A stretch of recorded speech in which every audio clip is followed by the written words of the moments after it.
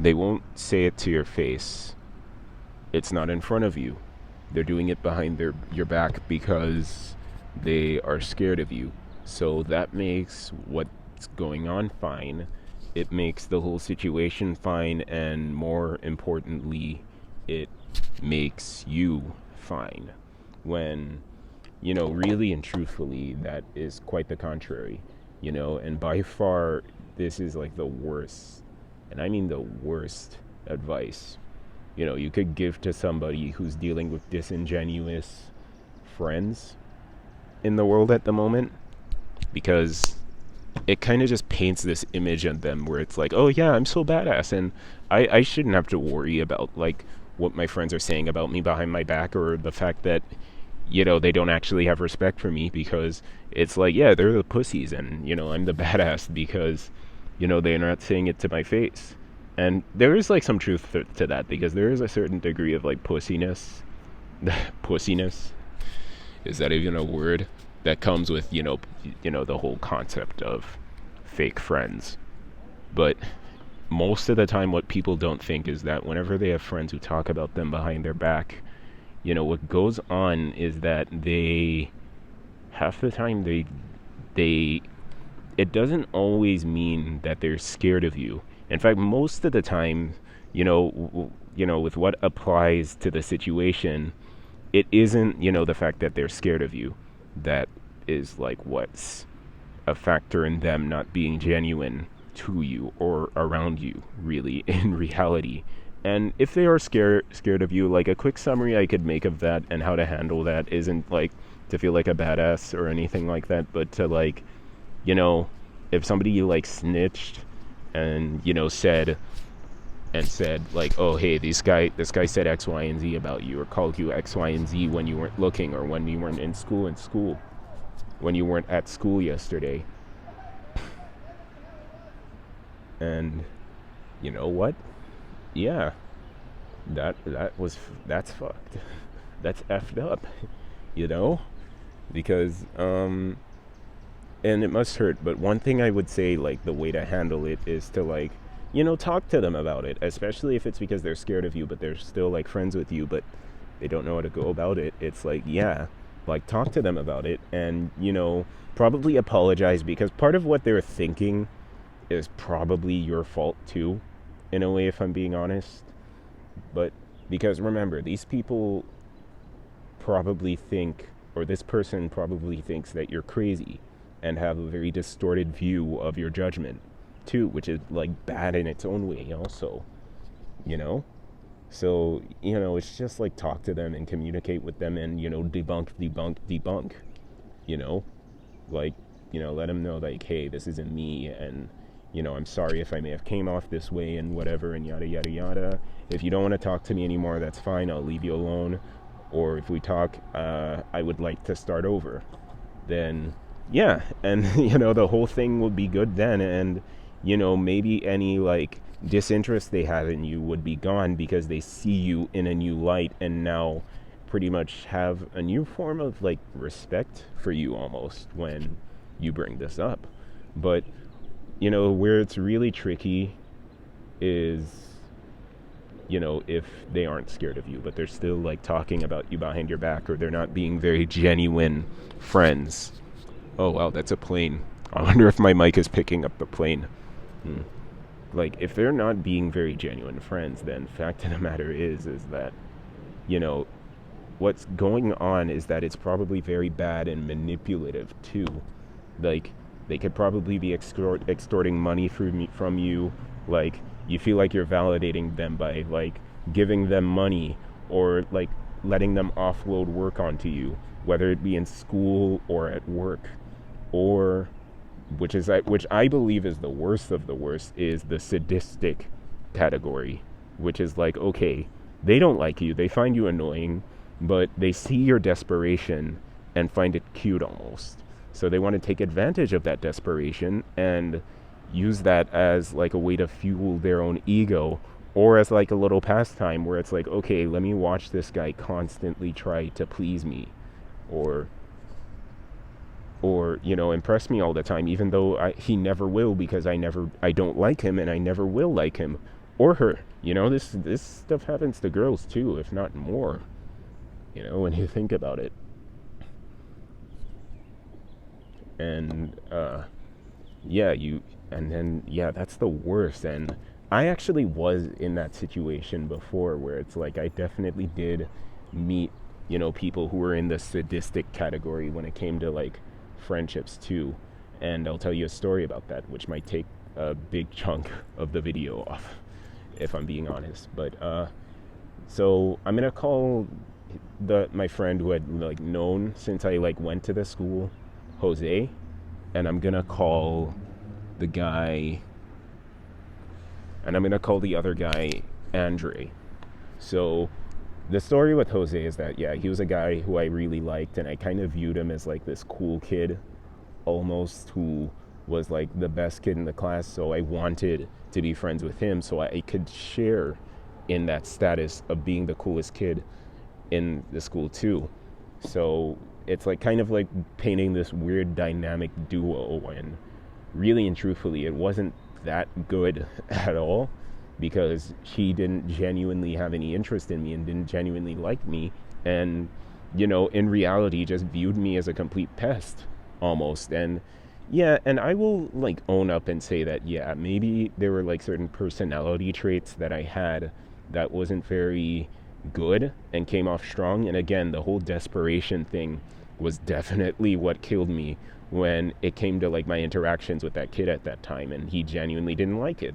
But I think where he was wrong, instead of like telling teachers to like like make me leave him alone and whatnot, which I think he did do, and he did like kind of like have like some tips of doing too, and like he kind of did give me a little like a couple clues of doing, like one thing that a lot of guys don't pay attention to when it comes to people who don't like them, or like in some girls too, is that they won't like say it up front, and I think the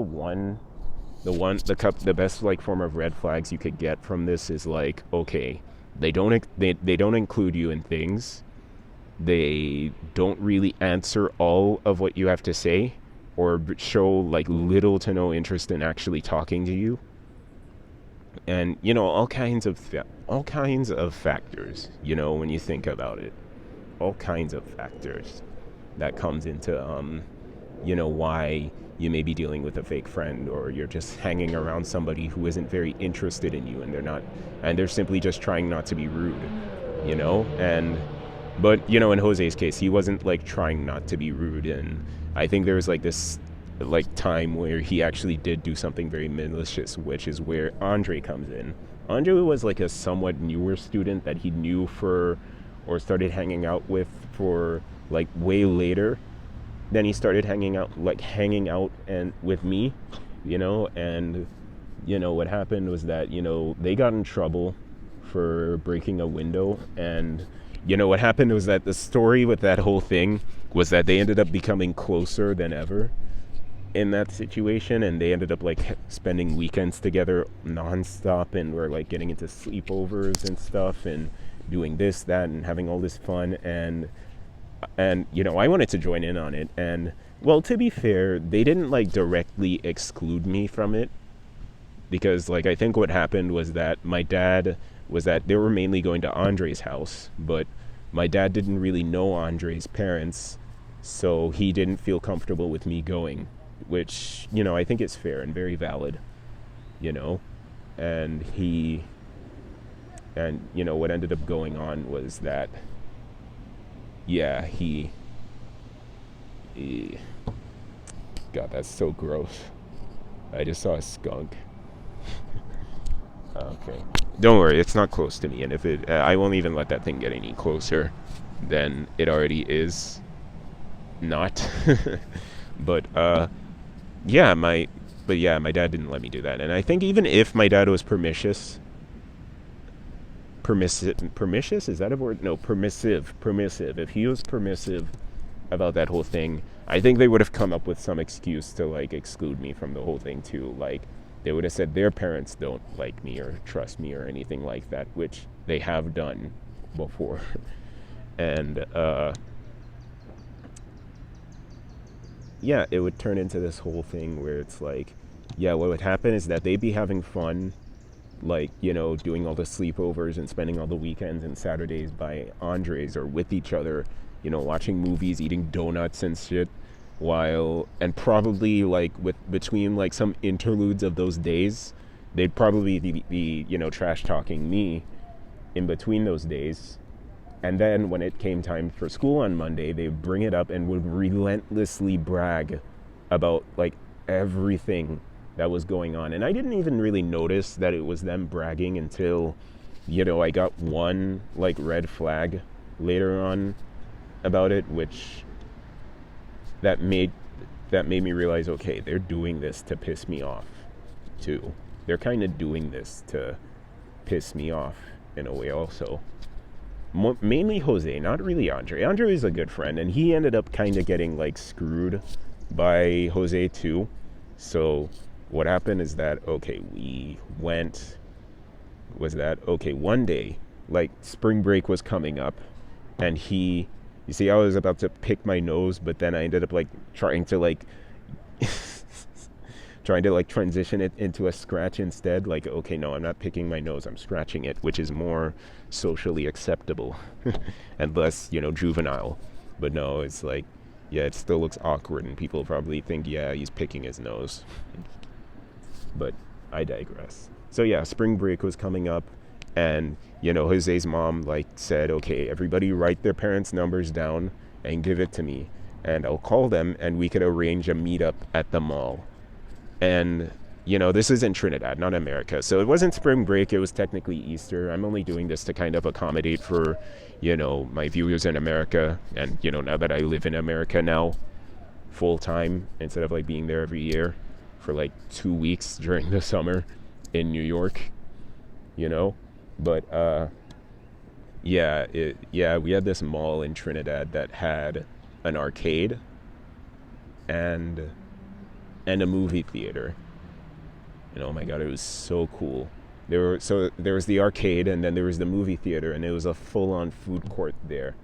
And that was like, oh my god, that's the best layout and like placement for a mall ever. I've not found a mall at all in like the States so far that like even touches this mall. It's called the Trin City Mall, by the way, and it was close to us. And that place was like, when we were younger especially, that place was like the hub for fun, especially like within the food court area with the arcade and the movie theater. So I was hyped because this would have been like the first time I'd get to like hang out with these guys outside of school, so we could hang out, have fun, play video games, watch a movie, and we don't have to worry about like the bell ringing for that whole day or teachers being on us or anything like that, so I was excited and I genuinely wanted to do that. So spring comes, and day 1 no call, day 2 no call, day 3 no call, day 4 no call, day 5 no call, day 6 no call, day 7 no call. Well, technically it was Easter, and Easter is 2 weeks, so yeah. So yeah, like 14 days no call. And when I came back to school on that first day, I asked them, and Andre, like, while he was kind of in on the whole thing, he was still a bit less of a sociopath. Or I don't want to say sociopath. Well, I mean in like the technical term for sociopath, as in like not being empathetic and stuff, and not like me thinking he's crazy and like will burn down a house if he wants to, but he's just like, specifically as far as Jose's like attitude towards me, he definitely was like a sociopath as far as like the technical definition of like lack of empathy goes, and one day it's like I ask him, and he's like, because I thought it got canceled or something, because that's how like dumb and delusional I was at the time, where it's like, yeah, I think that they canceled it, and maybe it had nothing to do with them not inviting me on purpose. But then, yeah, Andre like kind of gave it to me straight and said like, no, we did do that, but Jose deleted the number from the list that he gave to his mom, or specifically told his mom not to call my dad because Aiden is annoying. And I feel like that would have and should have been the final straw for me, but really and truthfully, it wasn't. I was still super delusional and kind of felt like, maybe it's just Jose being Jose, and, viewed it as this like situation where it's like, okay, yeah, I'm fine. This is fine. What he's doing is fine because he's not doing it to my face, because I'm the badass and he's the pussy. Where it's like, yeah, it is true. He is a pussy. He was a pussy at that time. But, it doesn't make me any badass. It just makes me a sucker almost, because it's like, he's doing all this and to me and disrespecting me in these ways. And just because he isn't saying the worst of what he has to say to my face doesn't mean I'm not being like affected by any degree of like disrespect to what he's doing. And again, it's like, this is like somebody who's thrown me out under the bus a lot too, where it's like, when it came to talking to teachers and stuff, or venting frustration, especially if it was about a teacher or a prefect, I couldn't do that around Jose. What he'd do is that he would go and like tell the teacher what I said, especially if I said something like, oh yeah, that lady is an idiot, or like cursed in the middle of it, or even made a joke about a teacher or something. He would immediately like go and tell the teacher, not really for something I had done, but for something I'd said, which, makes the whole thing super petty when you think about it. It was really, really petty of him. But in a way, I was in the wrong too, because then I kind of felt like a sort of like entitled attachment to this kid almost too, and like felt like, okay, he was cool, and like, if I hang out with him, I'll be like cool too, and I'll be like the second coolest kid, and I'd be like this dynamic duo. And sometimes it's like, even when this whole thing was going on, like with the bragging about the sleepovers and excluding me and like just being all around rude, it's like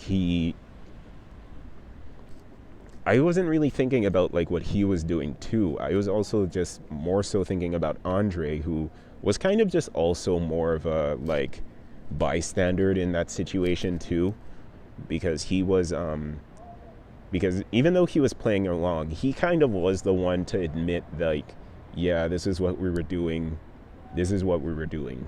yeah, and I'm sorry. And Jose was like the second person to admit it too. Like, don't get me wrong, I don't have any beef with these people anymore, really, too. Like, I don't talk to them that much anymore, but they're cool people now, and they pretty much did acknowledge that, it was pretty shitty, and there's stuff I'm acknowledging now too, because again, I had like a very like serious entitled attachment to this guy, to a point where it was very unhealthy too, because I was trying to be like him and wasn't really being myself. Because, for instance, if I said that I hated mustard around him and he said that he hated mustard, I would find some way to switch around the situation and say, oh yeah, well, I guess mustard isn't so bad after all. I meant like, oh, well, I meant that I hate mustard so much I love it. Or I hate to love mustard, or I would pull some like switcheroony bullshit like that. What's an actual example of it? I think it was like the last time we talked, or one of the last times we talked on the phone, where I said I like Destiny, and I basically talked about the game being cool and so on and so forth, and he ended up saying, well, dude, Destiny sucks. And I'm not really a big fan of shooter games anymore. It's a generic first-person shooter game in space. It's like a poor man's Doom, but instead of demons, it's aliens, too, and they don't have glory kills or anything like that. That's kind of what I could compare Destiny to, but I digress. So I've kind of lost interest in it, but at the time I was like interested in the Destiny games and thought it was cool, and he ended up saying Destiny sucks, and I ended up like switching up like a huge fucking pussy and saying, oh yeah, Destiny is yeah, Yeah, I don't even play it like that, or that bullshit. And he would know I'm doing this, but would kind of like entice it, almost in a way too. You know? Hmm.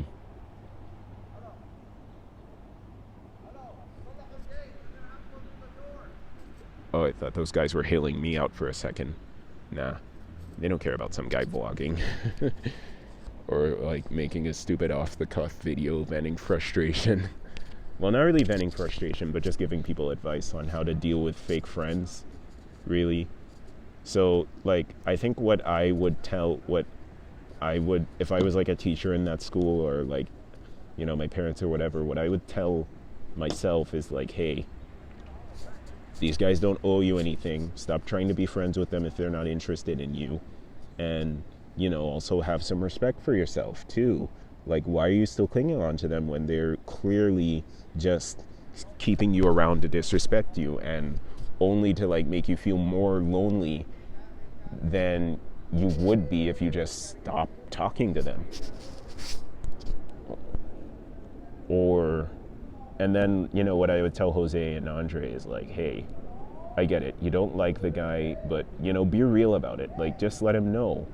Just, like, let him know to leave you alone, but stop playing games with him, Yeah, and I think that's, like, a, thing that people need to take into consideration when it comes to dealing with disingenuous friends. But, yeah, that's it for the whole video.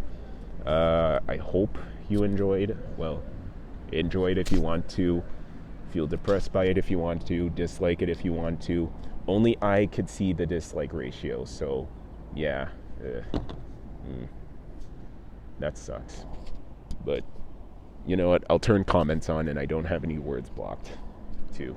Unless they're like slurs, then I should probably get on that. But I don't think anyone's gonna do that. Alright, you all have a good one. Bye.